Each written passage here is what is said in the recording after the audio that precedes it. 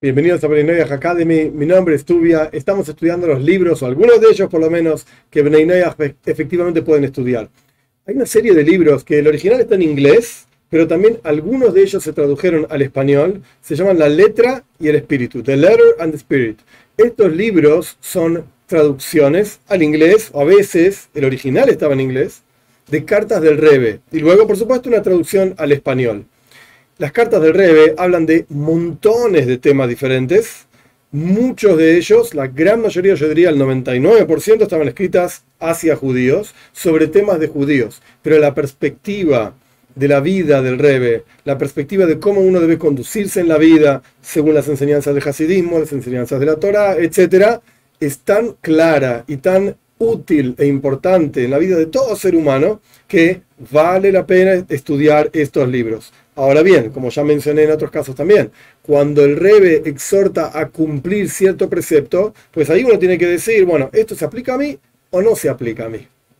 Lo mismo ocurre, hay un libro, con una serie de cartas.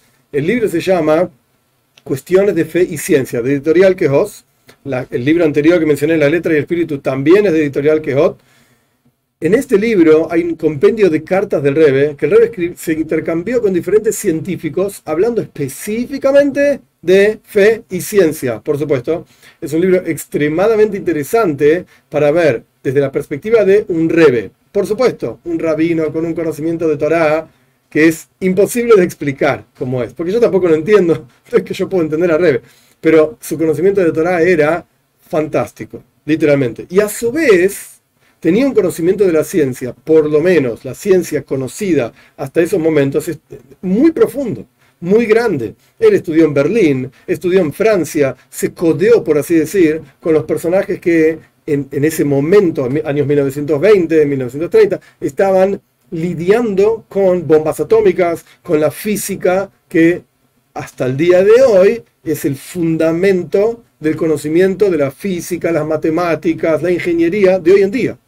El Rebbe a veces decía que era ingeniero eléctrico, a veces decía que era ingeniero naval. El punto es que tenía este tipo de conocimientos. Hay quienes dicen, yo lo escuché esto de un rabino en quien confío mucho, pero me genera, es difícil de decir, pero hay quienes dicen que el Rebbe cuando llegó a Estados Unidos, año 1941, tenía un trabajo en Brooklyn, New York.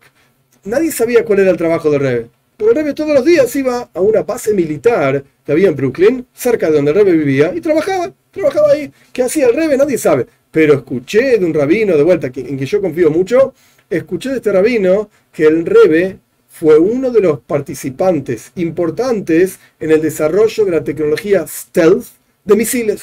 De cómo un misil llegue a un objetivo y... Estamos hablando de matemáticas y probabilidades, e ingeniería y física, asuntos extremadamente complejos. Y el Rebbe fue uno de los que participó antes de ser Rebbe. Después asumió el liderazgo del movimiento Chabad, del desarrollo de estas tecnologías. Quiere decir que el Rebbe tenía muy claro conocimiento de ciencia, extremadamente claro, y por supuesto muy claro conocimiento de fe. Este libro, Cuestiones de Fe y Ciencia, de Editorial Quejot, encierra, por así decir, algunas de las cartas más claras, a veces son muy largas también, del Rebbe sobre estos dos temas, cómo pueden convivir o cómo no conviven, dónde entra en conflicto una cosa con la otra. Entonces es totalmente recomendable. En adición a esto, en general, la lectura de cartas del Rebbe es muy interesante. La mayoría están en inglés, quiere decir, las que están a disposición. La gran mayoría no están en inglés, están en hebreo, están en yiddish, en un libro que se llama Igrois Kodesh, pero no está todo traducido.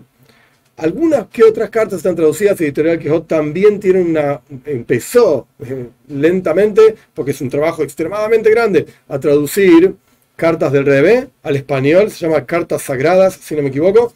Esto también es apropiado, es correcto 100% leerlo, con la única salvedad, como ya lo dije, de que cuando el Rebbe exhorta a la observancia de un precepto, entonces ahí hay que preguntar a un rabino que sepa del tema, ¿esto se aplica a mí o no se aplica a mí? Pero sin duda la perspectiva de vida y el conocimiento de las cosas, de la psicología, de la ciencia, etc., esto es totalmente recomendable.